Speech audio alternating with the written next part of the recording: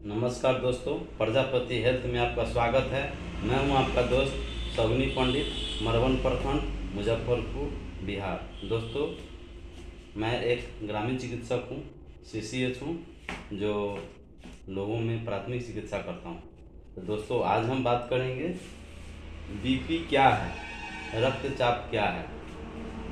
तो बीपी आप सभी जानते हैं कि हृदय क्या होता है, हमारे सीना, हमारे छाती के बिल्कुल मध्य बाएं तरफ में थोड़ा सा नहीं मुड़ा होता है।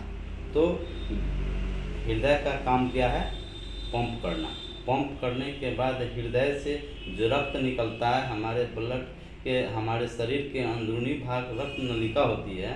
तो रक्त नलिकाओं द्वारा आपके शरीर के सभी अंगों में ट्रांसफ़र होता है। तो हृदय जब पंप करती है तो रक्त नलिकाओं पर एक दबाव पड़ता है, एक प्रेशर पड़ता है। इसी प्रेशर को हम रक्तदाब कहते हैं। यानी शाब्दिक अर्थों में कहा जाए तो धमनियों पर पड़ने वाले दाब को रक्तदाब कहते हैं। यानी रक्त नलिकाओं पर जब दाब पड़ता है, धमनी पर दाब पड़ता है, तो उसी को रक्तदाब कहते हैं। अब दोस्तों, दूसरा क्वेश्चन है कि आपने रक्तचाप क्या बुरा है? जी नहीं दोस्तों, रक्तचाप बुरा नहीं है। अगर हृदय पंप नहीं करेगा तो हमें रक्त में जो मौजूद पोषक तत्व है, ऑक्सीजन है, हमें प्राप्त नहीं होगा।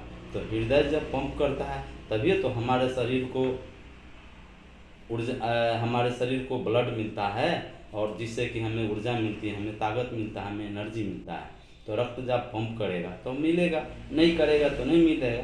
तो रक्त पंप करना जरूरी है, इसलिए रक्तचाप बुरा हमारे लिए नहीं है, हमारे लिए बुरा नहीं है। तीसरा क्वेश्चन बात करेंगे कि अपने रक्तचाप की जानकारी कैसे होगा कि आप नॉर्मल है या अब नॉर्मल है, आपका बीपी बढ़ा हुआ है कि घटा हुआ है कि नॉर्मल है।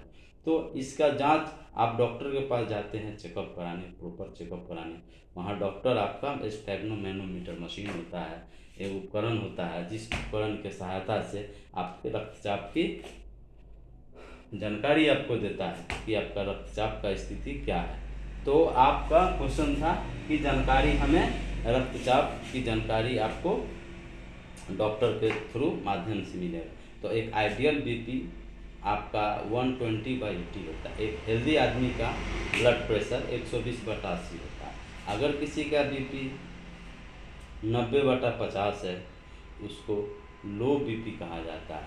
अगर किसी मरीज का बीपी 150/95 है, 150/160/100 है, तो उसको हाई बीपी कहा जाता है। नॉर्मल बीपी, आइडियल बीपी 120/80 होता है। लेकिन आजकल जो लाइफ स्टाइल चेंज हो गया, जीवन शैली बदला है, काफ़ी सारा परिवर्तन आया, उसमें अगर आपका बीपी 35-40 बरस एज वाले को अगर 140/90 अगर है, तो उसे भी अब नॉर्मल में गिनती करते हैं। जबकि आप शरीर में कोई कंप्लेन नहीं हो तो नॉर्मल के रूप में देखा जाता है। इससे अधिक बढ़ेगा तो हाई बीपी में आएगा हमें। चौथा क्वेश्चन है कि क्या रक्तचाप हमेशा एक समान रहता है? जी नहीं दोस्तों, रक्तचाप एक समान नहीं रहता है। जब आप रात में सोने जाते हैं तो आपका बीपी बढ़ जाता है, जब आप सुबह उठते हैं तो बीपी आपका घट जाता है, जब आप लड़ाई गुस्से में होते हैं तो उस समय आपका बीपी बढ़ जाता है, आप तनाव में रहते हैं तो उस समय बीपी आपका बढ़ जाता है, जब आप एक्सरसाइज करके आते हैं, कसरत करके आते हैं, उस समय बीपी आपका बढ़ जाता है, अत्यधिक परिश्रम करके आते हैं, पैदल चल करके आते हैं, दौड़ करके आते हैं, यानी फिजिकल एक्टिविटीज़ करके आते हैं, तो उस समय आपका बीपी बढ़ा हुआ रहता है। रात में नींद नहीं आता है, किसी स्ट्रेस के लेकर के, उस समय भी आपका बीपी बढ़ जाता है। इसीलिए आपका बीपी एक समान नहीं रहता है। 5वां क्वेश्चन है दोस्तों कि हमें रक्तचाप की सही जांच के लिए क्या क्या करना चाहिए। हमें रक्तचाप की सही जानकारी के लिए आप डॉक्टर के पास जाना चाहिए। तो डॉक्टर के पास जाना चाहिए और जांच कब कराना चाहिए? जब आपका हाँफते हो तो रक्तचाप की जांच नहीं कराएं। जब आपकी सांस की गति नॉर्मल हो जाए, जैसे आप पैदल चल के जाए हों, एक्सरसाइज करके जस्ट गए हूँ, स्ट्रेस में गए हूँ, लड़ाई झगड़ा करके गए हूँ, तो उस समय आपका बीपी जांच लगले नहीं करना है। थोड़ा आप आराम की स्थिति जब हो जाए, तब आपका सांस की गति जब नॉर्मल हो जाए, तब आपको बीपी जांच कराना है। ठीक है, आप तुरंत खाना खा करके बीपी जांच नहीं कराएं, यानी पेशाब करने के तुरंत बाद बीपी जांच नहीं कराएं। पलथी मार के अगर बैठते हैं तो उस समय पलथी मार करके बीपी जांच मत कराएं। अगर आप शराब पी करके जाते हैं तो आप जांच मत कराएं। स्मोकिंग करके जाते हैं तो उस समय भी आप जांच मत कराएं, उस समय भी आपका जांच नहीं कराई, क्योंकि उस समय की सही जांच की जानकारी आपको। अब अगर आप मेज़ पर बैठते हैं तो झुक करके इस तरह से आप जांच करें, तो रिलैक्स मूड में आप बैठ करके जांच करें। जांच दोस्तों, सही जांच तो देखा जाए तो आप जब लेट करके सोते हैं, जब लेटते हैं, तो आपका कफ जो होता है, इसमें जो बांधा जाता है, वो जो मीटर होता है ठीक आपके छाती के बिल्कुल जस्ट बगल में ये होता है। वो जो जांच किया जाता है परफेक्ट आपका रिजल्ट देगा, वो सही जांच करने का तरीका हुआ। इस तरह से आप जांच कराएं। तनाव की स्थिति में भी रहें तो जांच मत कराएं। अब ये जो तो छठा क्वेश्चन है कि हाई बीपी किसे कहते हैं।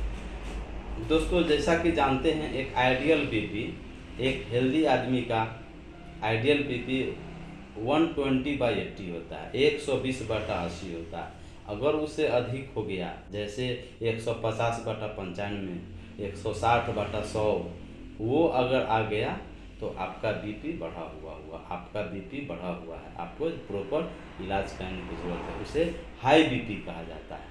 तो हाई बीपी की जांच की जानकारी डॉक्टर के माध्यम से मिलेगा। डॉक्टर जांच करके आपका हाई बीपी है वो बतलाएंगे।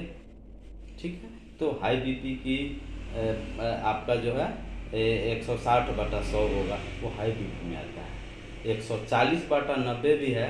अगर शरीर में कोई कंप्लेन नहीं है, आपका उम्र 35-40 या उससे अधिक है, 30 या उससे अधिक है, तो भी उसे नॉर्मल में गिनती किया जाता है। क्या हाई बीपी मेरे लिए बुरा है? जी हाँ, मेरे लिए हाई बीपी बुरा है, क्योंकि अगर हाई बीपी रहेगा तो हमें पैरालाइज हो सकते हैं, ब्रेन की नसें फट सकती है, और हमारा हृदय गति रुक सकता है, किडनी काम करना बंद कर सकता है, आँख की रोशनी जा सकती है, आपके रक्त नलिकाएं सिकुड़ सकती है, आपका सडन हार्ट फेल हो सकता है, आप उस समय आपकी मौत हो सकती है। तो उस हालत में हमें जांच कराने की ज़रूरत है, इलाज कराने की ज़रूरत है। तो हाई बीपी मेरे लिए यह बुरा है। अब ये दोस्तों 8वां बात करेंगे कि हाई बीपी नियंत्रण नहीं होगा तो क्या होगा। तो जो हमने इस क्वेश्चन का जो जवाब दिया, हाई बीपी अगर नहीं होगा तो हमारे यही सब जो परेशानी है जो आपको आएगा। हाई बीपी क्यों होता है? बहुत अच्छा क्वेश्चन है दोस्तों। बहुत सारे लोगों में कमेंट्स में आया भी है लोगों से कि हाई बीपी के बारे में कुछ बताइए। तो हाई बीपी क्यों होता है? हाई बीपी तो पहला कारण होता है जेनेटिक भी होता है। किसी माता पिताजी को है, माताजी को था, पिताजी को था, तो बेटा को भी हो सकता है हाई बीपी, अभी भी हो सकता है। दूसरा होता है दिल की बीमारी, आपके पिताजी को था तो उससे आपका हाई बीपी हो सकता है। आपको किडनी की बीमारी है, क्रोनिक किडनी की बीमारी है, उसमें आपका बीपी बढ़ सकता है। आपको डायबिटीज़ की बीमारी है, उसमें आपका बीपी बढ़ सकता है। आपका मोटापा आपके शरीर में है, उसमें भी आपका हाई बीपी हो सकता है। आपका जो फिजिकल एक्टिविटीज़ नहीं है, शारीरिक क्रिया को आप नहीं करते हैं, एक्सरसाइज वगैरह नहीं करते हैं, आपका उम्र 40-45 या उससे अधिक है, तो आपका हाई बीपी हो सकता है। तो आपको इसका है क्वेश्चन है कि क्या होगा, हमें ये परेशानी हो जाएगा बीपी, हाई बीपी, इसी वजह से हमें हाई बीपी होता है। अब क्वेश्चन है दोस्तों, हाई बीपी का लक्षण क्या है? अगर आपके बॉडी में उच्च रक्तचाप है, हाई बीपी, इसको हम कैसे पहचानेंगे? हाई बीपी में दोस्तों आपका सीवियर हेडेक होगा, सिर में तीव्र दर्द होगा, आपको अनिद्रा, आपको नींद नहीं आएगी, भूख आपको नहीं लगेगा, हमेशा तनाव में रहिएगा, काम करते समय आपका चेहरा का मुंह लाल हो जाएगा, हमेशा गुस्सा आएगा, लड़ाई झगड़ा करने की इच्छा होगी, ठीक है, हमेशा आपको क्या होता है, स्ट्रेस में, तनाव में हमेशा रहते हैं। यही आपका हाई बीपी का लक्षण होता है। अब ये दोस्तों बात करेंगे कि हाई बीपी की पहचान क्या है।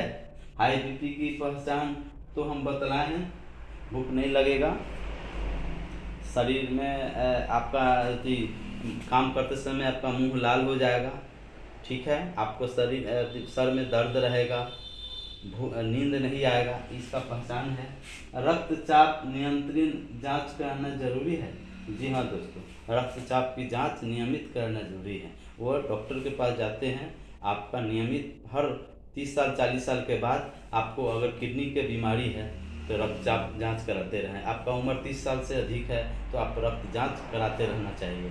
आपको शुगर की बीमारी है, डायबिटीज़ है, तो आपको रक्तचाप जांच कराने की ज़रूरत है, जांच करना है। आपके शरीर में मोटापा है तो आपको रक्तचाप जांच की ज़रूरत है। आपका फिजिकल एक्टिविटीज़ नहीं है, शारीरिक क्रिया नहीं करते, कोई काम धंधा नहीं करते हैं, ऑफिस वर्कर है, तो आपको रक्तचाप जांच कराने की ज़रूरत है। हाई बीपी नियंत्रण कैसे होगा? हाई बीपी नियंत्रण करने के लिए आपको डॉक्टर के पास जाना पड़ेगा। डॉक्टर आपको इलाज करेंगे, उसका दवाई देंगे, आपका बीपी धीरे धीरे आपको नियंत्रण हो जाएगा।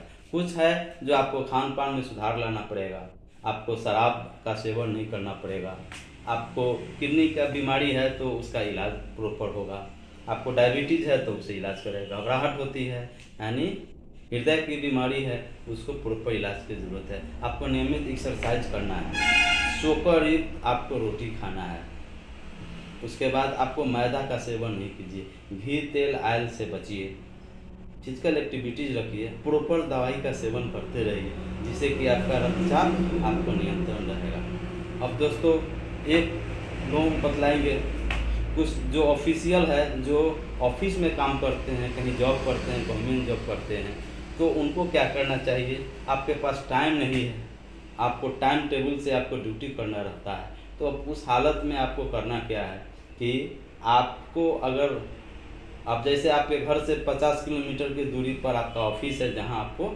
ड्यूटी करना है, तो आप ठीक ड्यूटी जाने जो आप पहुंचते हैं ठीक आधा घंटा आपको, जैसे आप 2 घंटा में आप ऑफिस पहुंचते हैं, ठीक है, तो आप आधा घंटा आप घर से अपना समय निकाल लीजिए और ऑफिस से ठीक 1 किलोमीटर पहले अगर आप मोटरसाइकिल से जाते हैं तो कहीं स्टैंड में लगा दीजिए या जहां आपको होता है वहां लगा दीजिए। प्रयास कीजिए कि वहां से आप पैदल जो है जाने का प्रयास कीजिए।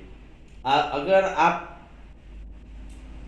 ऑटो रिक्शा से जाते हैं या किसी सवारी से जाते हैं तो प्रयास कीजिए 1 किलोमीटर 2 किलोमीटर पहले आप उतर जाइए और ऑफिस के लिए आप पैदल ही जाइए। इससे क्या होगा, आपका फिजिकल एक्टिविटीज आपके होगा। कुछ होता है जो आप कुछ मनोरंजन के लिए कुछ आप जैसे आप आपके पास समय है तो आप फुटबॉल खेलिए, आप तैराकी कीजिए, आप क्रिकेट खेलिए, यानी कोई भी आप गेम चुन सकते हैं जिससे कि आपके बॉडी में फिजिकल एक्टिविटी आपको बना हुआ रहे, आपको बीमारी से, आपका ब्लड प्रेशर से, आपको डायबिटीज़ से, आपके किडनी से आपको नियंत्रण हो। कि 35-40 के बाद अक्सर यहाँ देखा गया है कि यह बीमारी होने की संभावना बहुत प्रबल रहती है। धन्यवाद दोस्तों, यह मेरा वीडियो कैसा लगा इसे लाइक करें, कमेंट्स करें और शेयर करें। धन्यवाद।